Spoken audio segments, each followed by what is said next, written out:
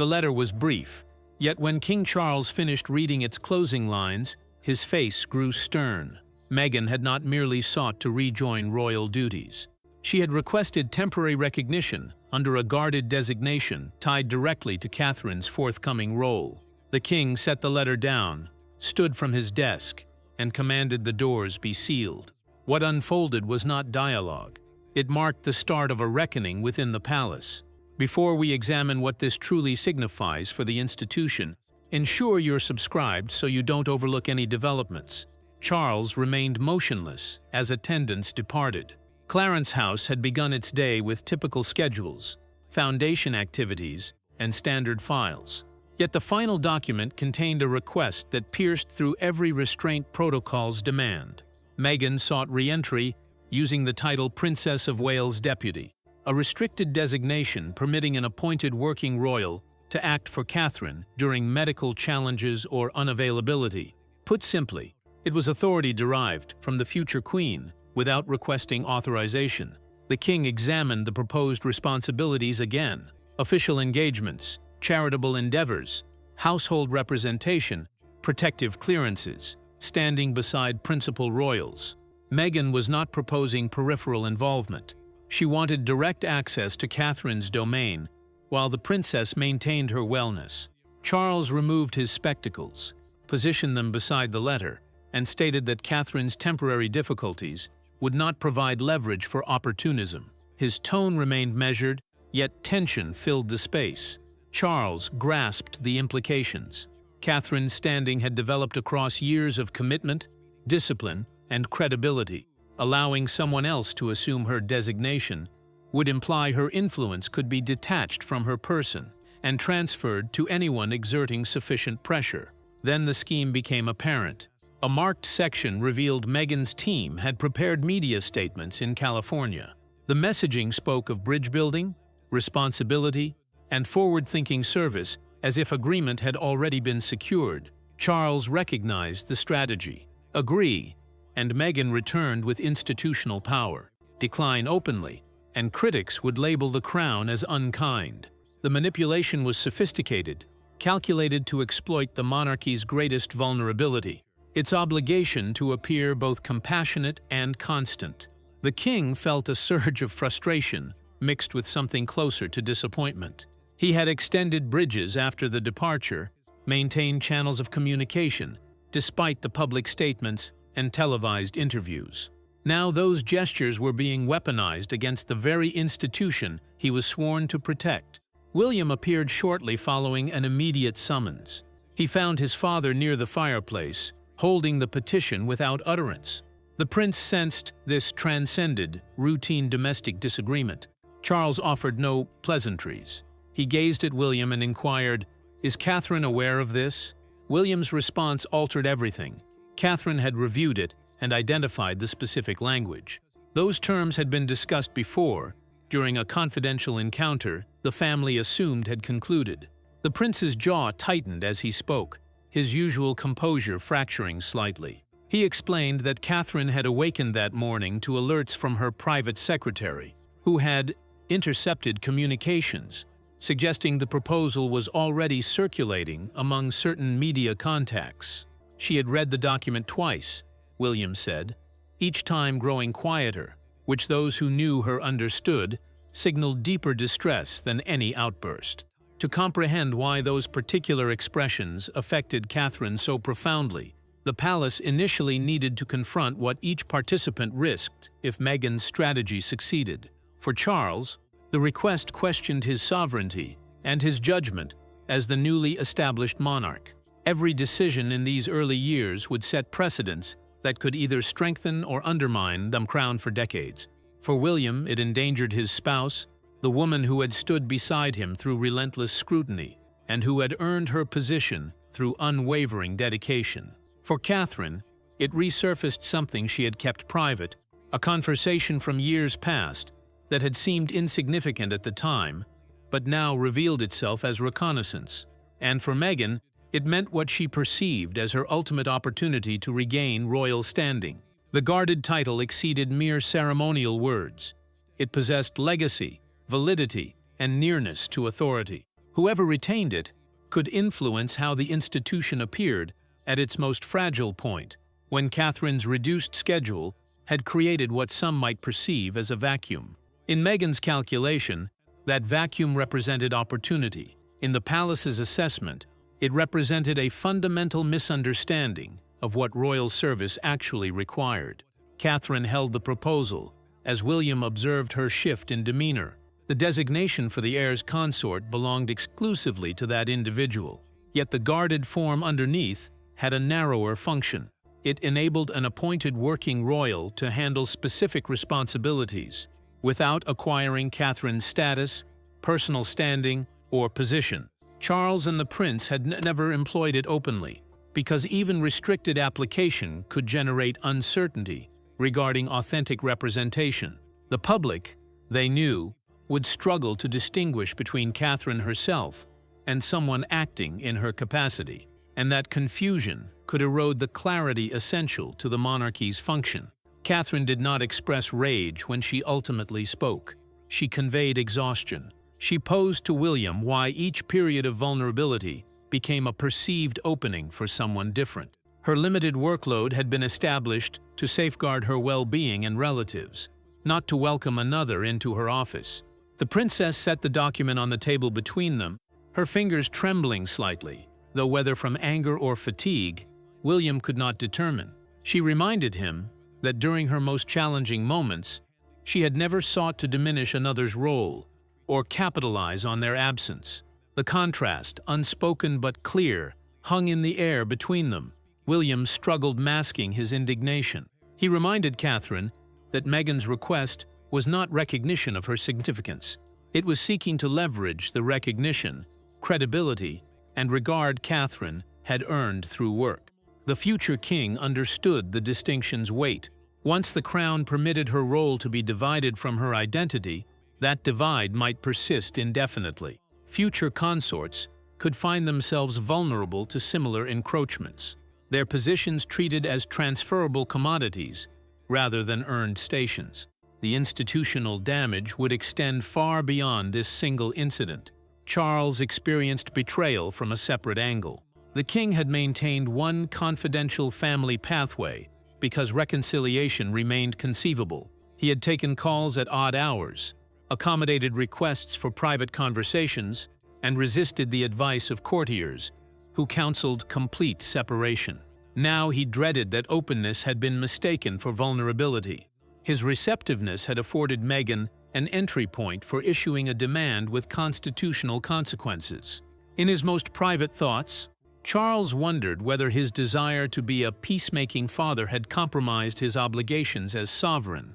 Meghan waited beside an inactive line in California, certain the crown would struggle with refusing her without repercussions. She had convinced herself that declining would make the institution seem icy, fractured, and resistant to peace.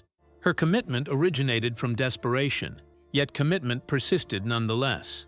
She had spent weeks refining the language, consulting with advisors who specialized in royal protocol, ensuring every phrase carried appropriate deference while still asserting the claim. The proposal had been crafted to appear reasonable, even generous, to external observers, while those within the institution would immediately recognize its true implications. Camilla counseled Charles toward deliberation. The Queen warned that forceful refusal could provoke renewed public confrontation, another round of interviews, and carefully orchestrated revelations designed to cast the family in shadow. She reminded him that the previous conflicts had exacted a toll not just on reputations, but on the emotional well-being of everyone involved, particularly the younger generation who found themselves navigating these tensions while raising families. William perceived caution as encouragement to give ground on Catherine, and unrest expanded internally. A quiet argument developed between father and son, both men struggling to balance familial affection with institutional necessity. Princess Anne reframed the situation entirely when she received the information. She posed how Meghan had obtained the restricted terminology used exclusively among senior royals and constitutional professionals, individuals clarifying authorities' workings within the crown. The question shifted the investigation from the proposal itself to its origins, suggesting a breach that extended beyond family disagreement into matters of institutional security. Anne's decades of service had taught her to identify patterns others might miss, and this pattern concerned her deeply. Catherine then recalled the explanation. Meghan had heard those terms years before, during a restricted appointment that finished with a caution few had viewed with sufficient gravity. The petition had shocked the household. Yet the genuine source of the situation was rooted in an overlooked instance. When Meghan initially discovered that Catherine wielded authority she could never possess, the memory returned with uncomfortable clarity. Details Catherine had dismissed at the time now appearing significant in retrospect. The designation had not surfaced in public statements, biography sections, or palace releases. Meghan first encountered it during a private rehearsal at Windsor, when Catherine learned the contingent obligations linked to her forthcoming function. Most participants remembered that moment as an uncomfortable discussion over propriety. Catherine retained a separate recollection. Meghan positioned by the entry, paying close attention, while a professional outlined precisely how the guarded title could temporarily convey the Princess of Wales' standing. 18 months prior, Catherine had entered the rehearsal expecting standard preparation before a significant ceremony. An investiture marks a formal moment when decorations are conferred. Yet this closed preparation encompassed much further. Charles, William, and principal consultants examined backup succession systems, which means the frameworks maintaining royal obligations when emergency or illness prevents an elevated figure from acting customarily. The discussion had been technical, focused on contingencies that everyone hoped would never materialize, but that prudent governance required addressing. Catherine paid attention as the expert presented the title Princess of Wales Alternate. The function could be invoked solely by the crowned leader, signifying the monarch in power, and solely for a loyal working royal functioning with her permission. It included ceremonial entry, designated patronages, momentary rank, and clearance to speak for the princess. The constitutional advisor had explained that such arrangements existed throughout the Commonwealth, mechanisms ensuring continuity when circumstances demanded flexibility. Catherine had taken notes, asked clarifying questions, and assumed the matter would remain theoretical. Then the doorway moved. Meghan walked in, following making a request to speak separately with Charles. She was supposed to remain away, yet she heard every significant component. Her appearance stayed unchanged, yet Catherine observed her stillness. Meghan was not puzzled. She was evaluating the role's potential, her mind clearly working through calculations that would later manifest in the proposal now causing such disruption. Catherine remembered feeling a brief discomfort, a sense that something private had been exposed. But the moment had passed quickly in the day's other obligations. Meghan subsequently questioned why someone in another country could not hold the designation. Catherine replied calmly that representing the crown demanded loyalty, work, and responsibility to the institution. The response was composed, yet the implication was apparent. Geography was not the genuine obstacle. Actions were. The exchange had been brief, conducted in the polite tones that masked deeper tensions, but Catherine recalled the flash of something in Meghan's expression, a hardening that suggested the answer had not been accepted, merely noted. Meghan objected. She maintained that notice in society must supersede place, and that impact might be exercised elsewhere. Catherine detected intent beneath the statements. William detected it equally. The prince moved forward and halted the talk before respect deteriorated completely. He had suggested they all had demanding schedules and should return to their respective obligations, a diplomatic intervention that ended the conversation without resolving the underlying disagreement. Everyone had moved on, or so it appeared. Charles noticed Meghan depart, but Catherine felt lingering concern. She mentioned to the king personally that the inquiry hadn't sounded casual, it sounded deliberate. She suspected Meghan was examining whether an eventual restoration might hinge on adopting another's position, testing boundaries to identify which might flex and which would hold firm. Charles had assured her the matter was settled, that Meghan's departure from working royal life had closed such possibilities. Now, months later, that assurance felt premature. Subsequently, a security worker noticed that one rehearsal document had been shifted from its area. No file was formally declared absent, and the matter was attributed to administrative mishap. Catherine never adopted that interpretation. She recalled standing quietly following the rehearsal, with a sensation that something personal had been seized. The document in question contained detailed explanations of the alternate designation, including the specific language now appearing in Meghan's proposal. The coincidence seemed too precise to dismiss.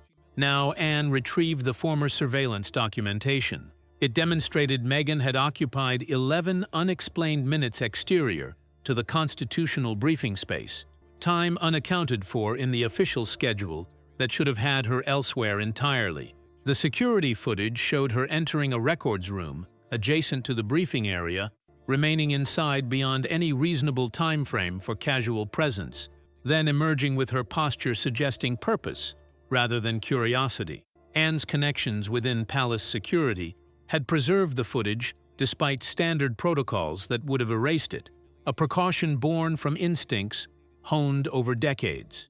With the disregarded monitoring data discovered and Catherine's worries validated, Charles determined that messages would be inadequate. Settlement would need to be face-to-face.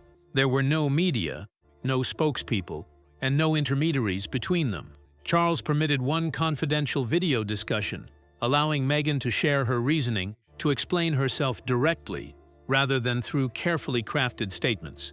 He hoped, perhaps naively, that direct confrontation might reveal genuine contrition, or at least honest acknowledgement of what she was attempting. She started the call prepared for back and forth. Rather, the king positioned her demand on display and requested one response.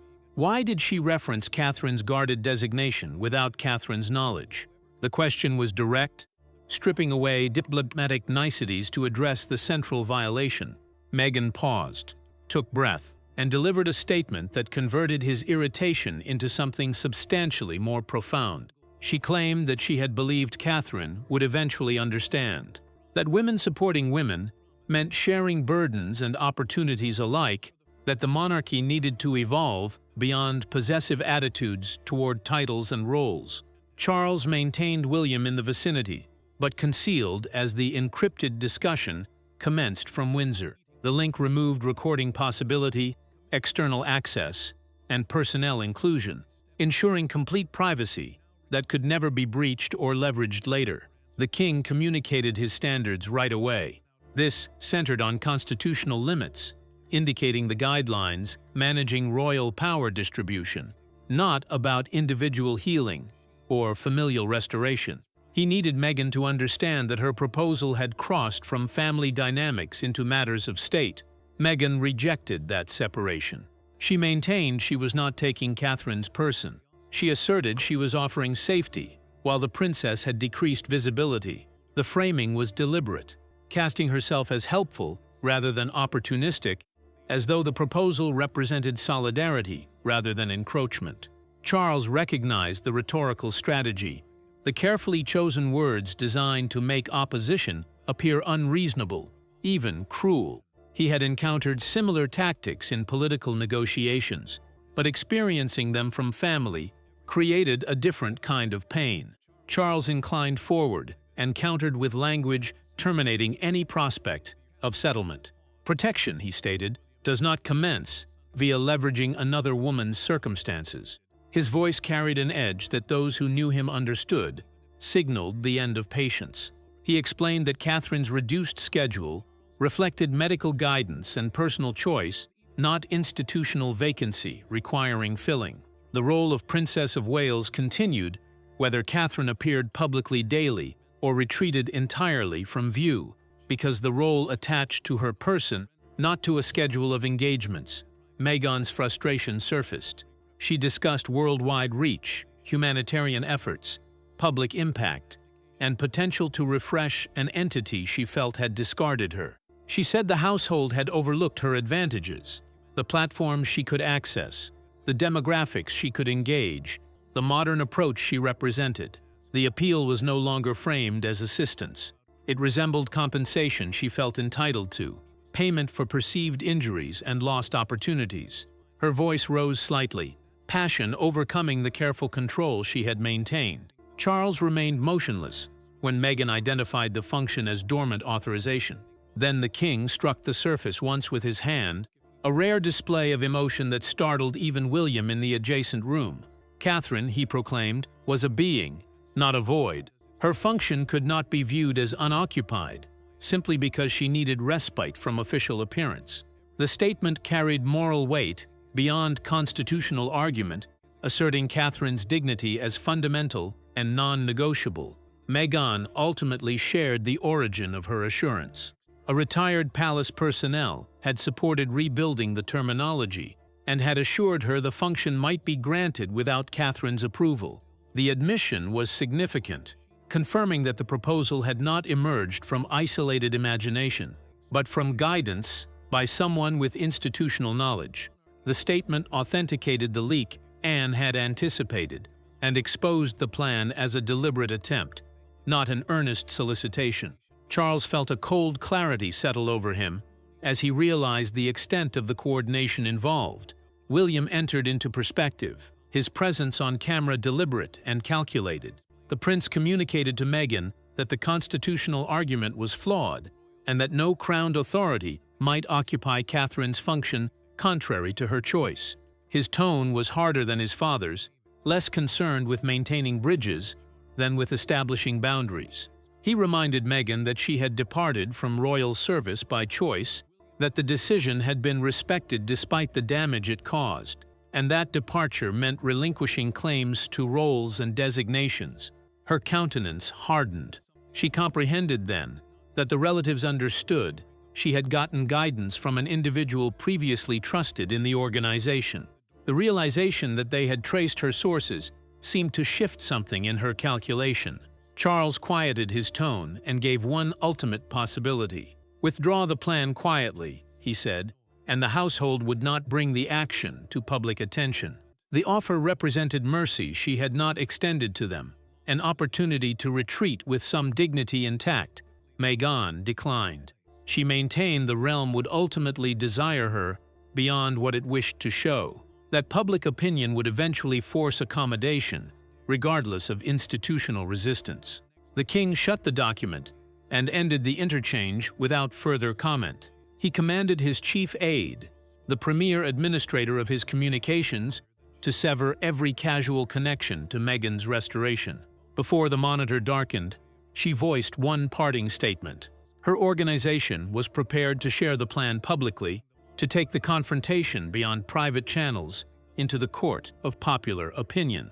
Meghan imagined community attention would destabilize the king, yet she had miscalculated the established network of influence already mobilizing behind him. Charles possessed the throne, yet he was not settling this unilaterally.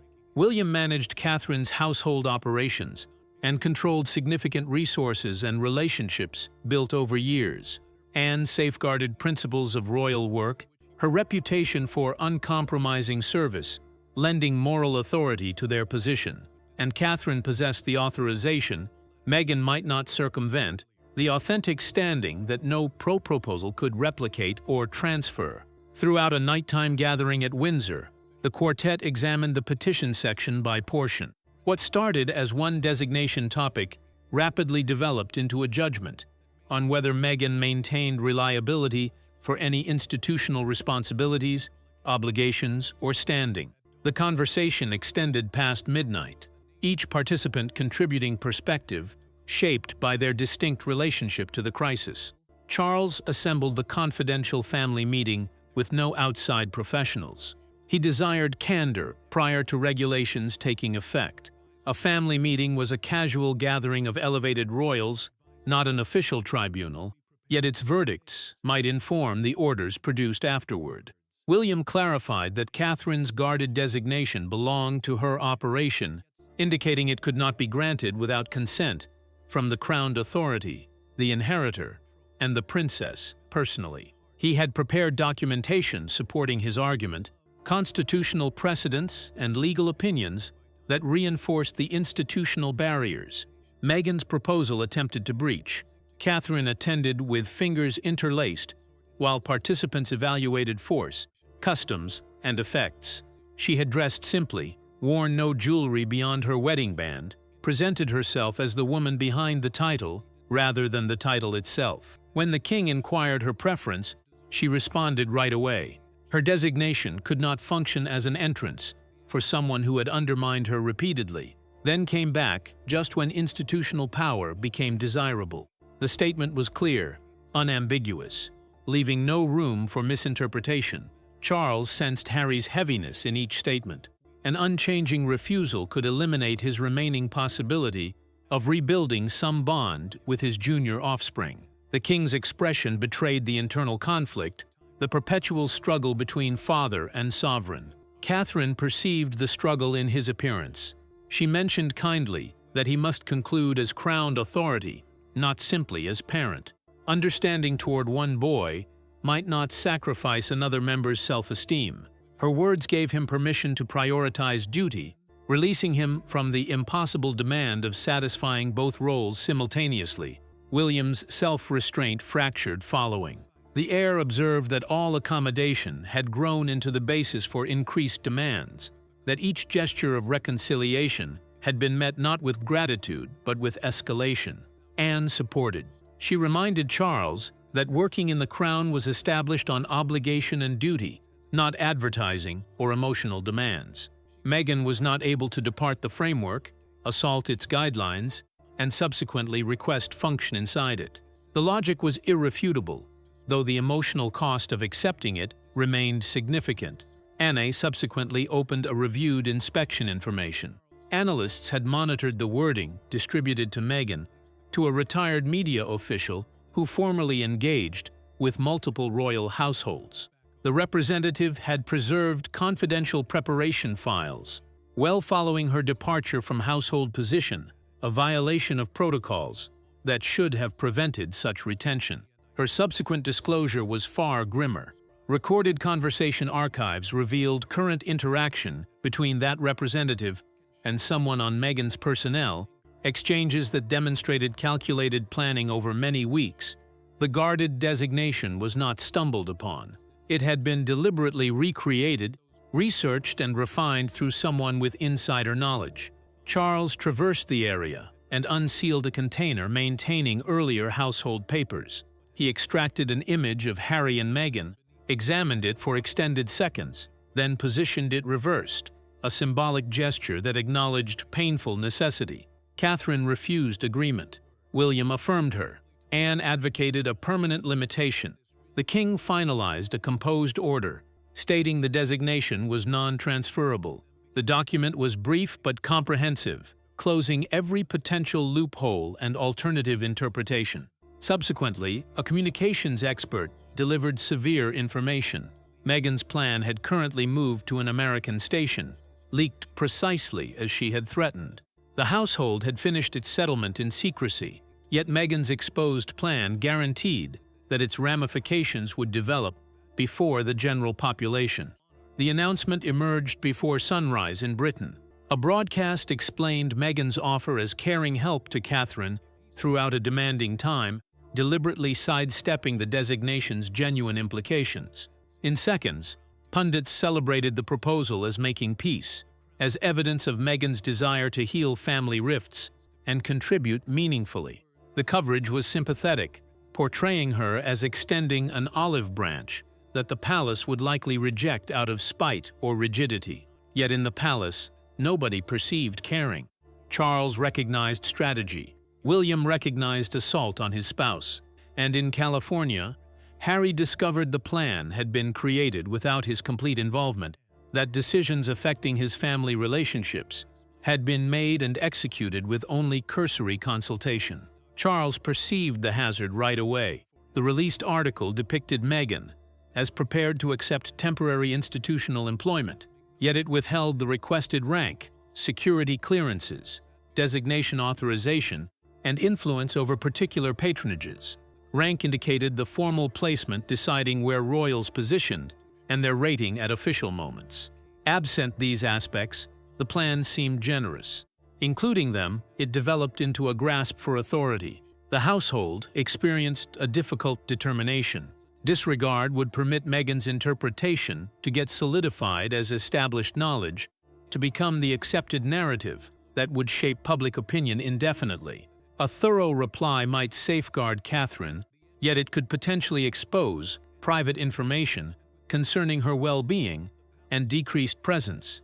William declined to permit his consort's private situation become substance in further public clash. He convened Catherine's senior staff and established clear guidelines about what information could and could not be disclosed. Catherine observed the accounts with no volume, reading captions and analyzing the framing. The princess stayed undisturbed until one broadcaster mentioned her as unfit for her obligation. She switched off and resisted weeping. That statement did beyond question her capacity. It converted a difficult healing experience into justification to exchange her. Charles reacted swiftly. The king commanded the guarded function deleted from all backup systems, the contingent operation maintaining institutional obligations during sickness or emergency. Nobody else might interpret it as an opportunity to re-enter the realm. The order was absolute, eliminating even theoretical possibilities that could be exploited later. Harry confronted Meghan following examining the total plan in California. He moved a chair and wanted to know why his identification had been connected to a scheme he hadn't sanctioned. She maintained that persistence had delivered nothing, that years of attempting reconciliation through proper channels had yielded only continued exclusion. He countered that she had converted his aspirations for familial healing into seeking organizational authority, that she had weaponized his pain for institutional advantage. Meghan lastly disclosed that the retired media worker had informed her Charles would relent as soon as the petition went public, that the king's aversion to negative coverage would override his institutional concerns. Harry grasped then that the leak had been deliberately planned. It was the force approach from start, designed to create public pressure that would compel capitulation. William acquired much darker information. A duplicated advertising approach held pre-written leads, conversational patterns, and stress areas created to depict Catherine as the female impeding another female's participation. The talking points had been distributed to sympathetic commentators, ready for deployment, the moment the palace issued its refusal. The heir observed intent where the community had initially perceived consideration. Charles endorsed the order, finishing all talks regarding functions, patronages, household involvement, ceremonial participation, or restricted restoration for Meghan. The document circulated through appropriate channels, its language leaving no ambiguity about institutional position. Subsequently, Catherine sought one confidential meeting prior to the distribution. She did not want the ultimate judgment presented as payback, as vindictive retaliation, rather than necessary protection of institutional integrity. Catherine had all justification to ask for the harshest reaction, yet in the stillness prior to the distribution, she selected to engage not as a destined queen, yet as an individual who comprehended what everlasting banishment could entail. She understood that absolute closure would reverberate beyond Meghan, affecting Harry and potentially the next generation, who bore no responsibility for these conflicts. Catherine went to the king's personal living area with no William, helpers, or judicial representatives. Charles anticipated her to require the harshest reaction. Rather, she requested him to distinguish between Meghan's behaviors and Harry's destiny. The princess did not ease her rejection. Neither did she dismiss the attempted seizure of her designation. Yet she grasped that one judgment might bolt beyond a workplace entrance. It might eliminate the remaining private connection between a dad and his junior boy, a relationship already strained nearly to breaking. Catherine had requested to speak alone, since she desired Charles to comprehend her, without impact from rival sections. The recorded judgment was the composed choice that might establish what royal positions, functions, and entry stayed accessible. Upon distribution, it might convey the reach of the crown and minimize flexibility to modify. She communicated her place obviously. Meghan might not use the guarded function, substitute for her position, govern her patronages, or reappear using a temporary function masked as assistance. The petition had surpassed a limit too close to dismiss and too critical to enable. Charles acknowledged that his intensity resulted somewhat from his guilt. The king doubted his attempts to stay reachable, had created the notion that every institutional boundary might eventually become flexible. He had desired to keep relatives near to avoid the cold separations that had characterized previous royal conflicts. Rather, his receptiveness had become justification that intensity might persist operating.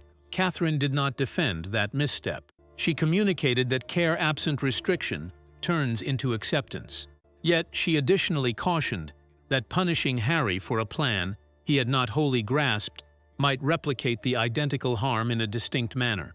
The prince had been manipulated, she suggested, his legitimate desires for family connection exploited to support an agenda he might not have fully endorsed. Meghan had produced the petition. The junior male should not shed every confidential connection with his parent due to it. Charles posed the query he had prevented. Might she eventually occupy the identical environment with Meghan? Catherine paused, considering not just immediate feelings, but long-term implications. She conveyed that respect might ultimately develop, yet reliance and institutional alliance had ended. The destined queen might comprehend suffering, with no surrendering assessment. She might keep her compassion with no acting, as though the violation hadn't happened. It was a mature distinction, recognizing that forgiveness need not require restored intimacy or renewed vulnerability. The king modified the choice. Meghan's institutional comeback will stay completely inaccessible, yet a constrained confidential connection might stay available for Harry to contact his dad, absent institutional obligations. The revision acknowledged Catherine's wisdom, creating space for familial relationship while maintaining institutional boundaries. Catherine subsequently generated one final ask. The household must not share her medical specifics when addressing the revealed story, despite the fact that those particulars might make Meghan's intent far more callous. Charles got the initial plan and tore away the piece discussing Catherine's guarded function. He positioned it into the fire, a ritualistic destruction that marked the proposal's definitive rejection. Yet he maintained the staying papers as verification, evidence that might prove necessary if future disputes required historical documentation.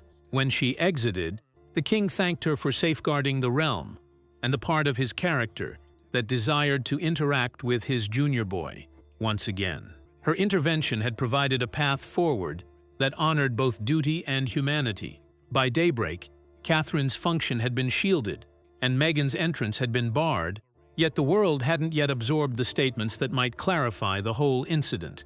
The palace communications team had worked through the night, refining language that would convey firmness without cruelty, resolution without revealing private details. The household announcement contained no judgments and disclosed no confidential medical specifics. Its phrasing was succinct, nearly chill, a studied neutrality that denied emotional ammunition to any faction. Buckingham Palace confirmed that no individual staying exterior to the functioning organization might possess, split, or momentarily implement authority connected to the Princess of Wales. The functioning organization indicated the limited collection of royals completing formal employment on behalf of the throne. The communication additionally shut down all speculation of conversations regarding functions, public participation, ritual obligations, safety, or comeback to legitimate employment. The language was absolute, closing doors that Meghan's proposal had attempted to pry open. The general perspective modified within moments. A main London sheet positioned Catherine on its entrance below 5 statements that resolved the uncertainty. Her position is not open. The headline captured public sentiment with unexpected precision, reflecting a groundswell of support that palace observers had not anticipated. The article redirected the debate from mercy toward authorization, from family dynamics to constitutional principles. Meghan's plan no longer appeared like simple contribution. It appeared like an effort to occupy another's standing, beyond Kensington Palace. A tiny group collected by the perimeter. A single female left white plants beside a handwritten message reading, "Position cannot be shared." Additional individuals remained soundless nearby, their participation reflecting an atmosphere the household might never create utilizing formal statements. The organic demonstration of support provided validation that carefully crafted press releases could never achieve, evidence that public understanding aligned with institutional position. A specialist on kingdom subjects clarified the topic throughout an evening program. In a pre-recorded studio conversation, he communicated that the issue was not whether Meghan merited clemency. It was whether absolution might encompass reclaiming authority that had departed from her. The expert explained the constitutional implications with clarity that cut through emotional appeals, grounding the discussion in precedent and principle rather than personality conflicts. Meghan's supporters protested. They mentioned that the household had dismissed the proposal and prevented another road for restoration, that the institution's rigidity reflected outdated attitudes incompatible with modern values. Participants countered that the plan had pressured Catherine while she guarded her well-being, relatives, and destined position. That timing revealed opportunism rather than genuine reconciliation. The debate raged across platforms, though momentum shifted decisively toward the palace's position as more details emerged. Catherine examined the publication while consuming food with William. The princess examined the initial page, subsequently closed it. She didn't want her kids to see her being treated as shared material, to witness their mother discussed as though she were an interchangeable component rather than an individual. The heir recognized the action immediately. Popular backing might still experience, like an additional way of intrusion, support that felt invasive even when sympathetic. American broadcasts next retrieved the complete plan. The components requesting rank, security clearances, function authorization, and patronage influence eliminated the prior tale of simple charitable gesture. Journalists, who initially framed the proposal sympathetically, now questioned why such extensive authority would be necessary for temporary assistance. The narrative Meghan had carefully constructed began unraveling as scrutiny intensified, and specifics became public. Meghan watched the modified accounts in silence, subsequent to getting statement that no further household talks or interchange would occur. She deactivated her device, retreating from the media storm she had initiated but could no longer control. The tales might vanish, yet the ending stretched much broader than one petition, making Charles, Catherine, William, Harry, and Meghan inhabit what might no longer be overturned. Relationships had been fundamentally altered, trust destroyed beyond realistic restoration. Ultimately, Meghan's appeal unsuccessful, since it miscalculated what generates institutional authority. Catherine's function didn't live, just since a designation had been composed next to her name. It had been created via decades of devotion, self-restraint, steadiness, and faith. The public recognized authentic service when compared against calculated positioning, and the comparison did not favor Meghan's proposal. Charles's anger was not limited to formality. It came from observing a female's frailty viewed as chance, and a familial tie changed to coercion. The ending judgment, as a result, developed personal, legitimate, and ultimate. Charles published the permanent judgment without hesitation. Meghan might not use Catherine's guarded function or any designation, proposing that she substituted for the princess, the Wales operation, or the functioning organization. The Wales operation signified the official group, assisting William, Catherine, and their institutional obligations. That restriction currently maintained complete reach of the crown. The household shut every organizational route back. Momentary jobs, realm patronages, ritual participation, safety engagements, and specialist tasks had been removed from discussion. The closure was comprehensive, addressing not just the immediate proposal, but any future variations that might emerge. Meghan might not reappear by humanitarian contribution, community intensity, or a function obtained from another. Every potential avenue had been systematically closed. Charles embraced the toughest recognition. Keeping a confidential connection with Harry might not need diminishing institutional guidelines again. The separation of personal and official relationships, always challenging within royal contexts, became absolute necessity. The king provided a sole private pathway for his junior boy, yet all discussion regarding Meghan's function was complete. Harry could maintain relationship with his father, but that relationship would exist entirely separate from institutional matters. Catherine declined to rejoice. The princess experienced comfort that her role had been maintained, but melancholy lingered beneath it. She had never intended another household struggle to conclude in lasting separation, had hoped that maturity and time might permit healing without sacrificing principle. Still, she acknowledged that understanding might not ask for erasure. Mercy didn't need surrendering the self she'd invested decades creating. She could forgive the attempt while refusing to pretend it hadn't revealed fundamental incompatibilities. William considered the choice as exceeding a male protecting his companion. The heir comprehended that defending Catherine's function included getting ready to safeguard the realm they might jointly command afterward.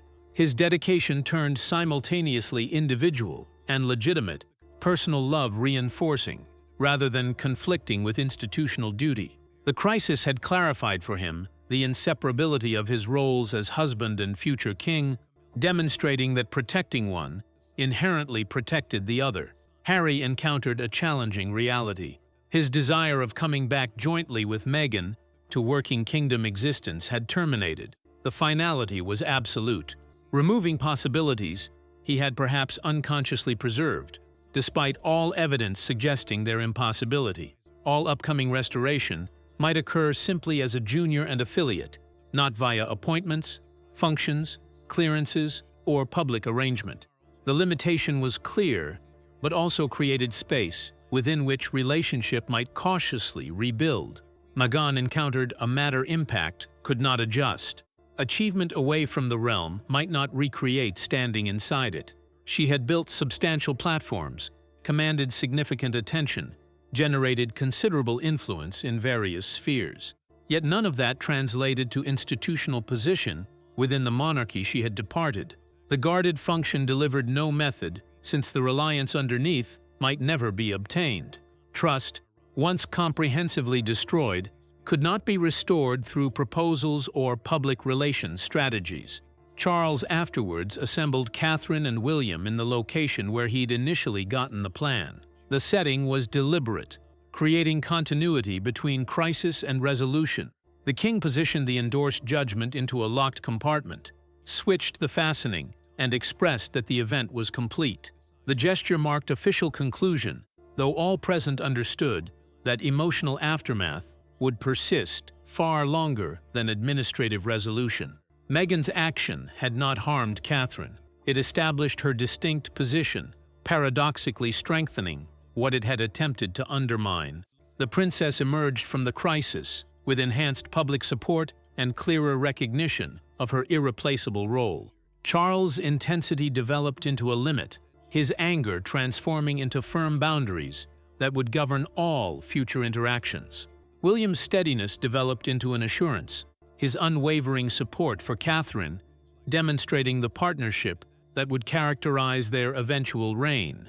And the princess surfaced as an indispensable core of the organization's destiny. Her combination of strength and compassion, principle and mercy, had navigated the crisis in ways that protected both institution and family. The passage Meghan sought to reignite was shut entirely, every door closed and locked, and the throne's announcement remained unmistakable. Catherine's identity, standing, and future would never be addressed as an additional's gain. The resolution brought no celebration, only the quiet satisfaction of necessary boundaries firmly established. In the days following, palace routine resumed its familiar rhythms, though participants carried new awareness of vulnerabilities and strengths. Catherine returned to her carefully managed schedule, her position now explicitly protected by formal decree rather than mere tradition. William resumed his duties with renewed appreciation for the woman beside him, recognizing how her grace under pressure had prevented escalation that could have damaged the institution irreparably. Charles carried the heaviest burden, the knowledge that protecting the crown had required sacrificing dreams of complete family reconciliation. Yet he found unexpected peace and clarity in boundaries that removed ambiguity and constant negotiation. The king had learned that openness without limits became exploitation, that compassion required wisdom to discern when accommodation enabled rather than healed dysfunction. For Meghan, the closed doors represented not just immediate defeat, but the definitive end of possibilities she had perhaps never fully relinquished. Whatever future Schef constructed would necessarily exist entirely separate from the institution she had briefly inhabited. The proposal's failure marked transition from seeking restoration to accepting permanent separation, a reckoning that would shape all subsequent decisions. Harry faced perhaps the most complex adjustment, navigating relationship with family, from which his wife was now permanently barred. The division his father had created, maintaining personal connection while refusing institutional inclusion, offered possibility but required constant management. He would need to accept that visits with his father could never expand to include the professional reinstatement Meghan desired, that family occasions would remain constrained by the boundaries her actions had necessitated. Appreciate you seeing. Please don't skip the notification and subscription, and we'll connect again shortly.